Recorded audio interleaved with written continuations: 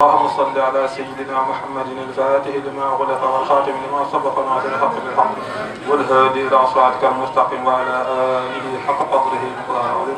إن الله ملائكته يصلون على النبي يا أيها الذين آمنوا صلوا عليه وسلموا تسليما. صلى الله تعالى عليه وعلى آله وصحبه وسلم تسليما. سبحان ربك رب العزة عما يصفون وسلام على المرسلين والحمد لله رب العالمين. فاتحة صلاة الفاتحة.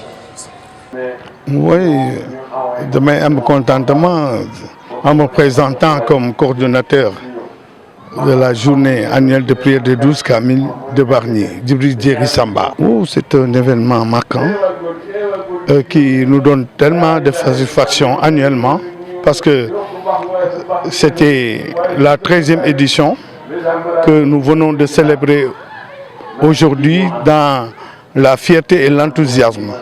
Parce que comme vous l'avez si bien dit, tous les religieux étaient là, les imams, les oulémas, les hommes politiques, n'est-ce pas, pour communier, n'est-ce pas, dans la fraternité et dans le cadre de ce que nous avons en commun, la foi religieuse, dans le cadre de l'islam. C'est pourquoi aujourd'hui on a fait la lecture de 12 Kamil du Coran.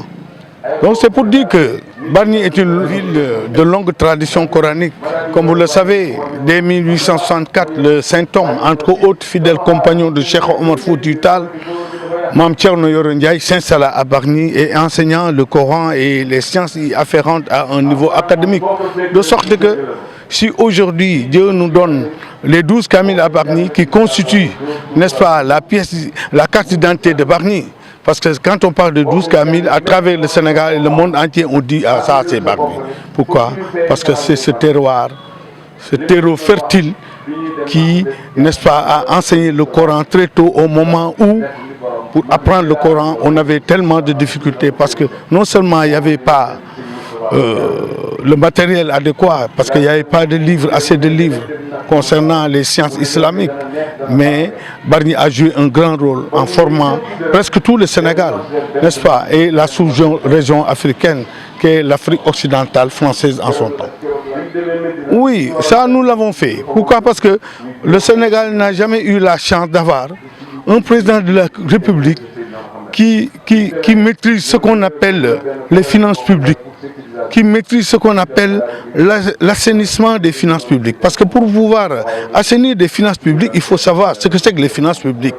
Et selon Maurice Duverger, qui en donne une définition classique, les finances publiques, c'est la science des moyens par lesquels l'État se procure et utilise les ressources nécessaires à la couverture des dépenses publiques par la répartition entre les individus des charges qui en résultent. Le Sénégal a eu la chance d'avoir un chef de l'État qui maîtrise ce que c'est les finances publiques, qui maîtrise la fiscalité, qui maîtrise les recettes budgétaires, l'exécution du budget de l'État.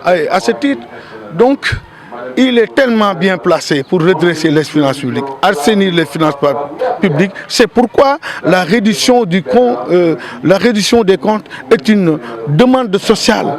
Comme ils l'ont si bien dit, que ce soit le président de la République, son Excellence, Monsieur le Président de la République et Monsieur le Premier ministre, comme ils l'ont si bien dit, la reddition des comptes est une priorité actuelle du gouvernement.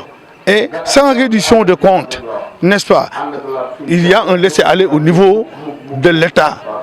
Parce que nous aurons à avoir un État budgétivore où on ne sait pas les tenants et les aboutissants dans le cadre de l'exécution du budget national. Est-ce à dire que c'est par exemplarité que vous avez choisi de faire du président de la République? Oui, parce que d'abord, c'est un président qu'on a eu la chance d'avoir, parce qu'aucun président ne maîtrise les dossiers de l'État comme un président comme Bassirou Diomaye Faye. Parce qu'il est financier, il est fiscaliste, il sait comment fonctionne l'État, et il sait les règles qui ont été édictées par le droit public sénégalais qui encadre les finances publiques, n'est-ce pas? C'est pourquoi on parle en Wolof, Djoubel, Djoubanti, Djoub. Parce que sans valeur, sans éthique, sans probité morale qui ne laisse aucun doute, on ne peut pas assainir des finances publiques. Parce que les finances publiques sont encadrées, n'est-ce pas, par le droit public sénégalais. On dit que la comptabilité publique est l'ensemble des règles spéciales applicables à la gestion des deniers publics. Mais quelquefois j'entends dire des gens, mais bon, j'ai fait comme mes prédécesseurs. Dans le cadre de l'exécution du budget d'une collectivité locale ou bien d'un ministère, etc., etc. Mais c'est des paroles, n'est-ce pas, qui n'ont aucun sens. Pourquoi? Parce que celui qui demande à gérer des responsabilités au niveau de l'État, il doit connaître la conduite à tenir pour, n'est-ce pas, accomplir normalement avec toutes les valeurs la mission qui lui était assignée.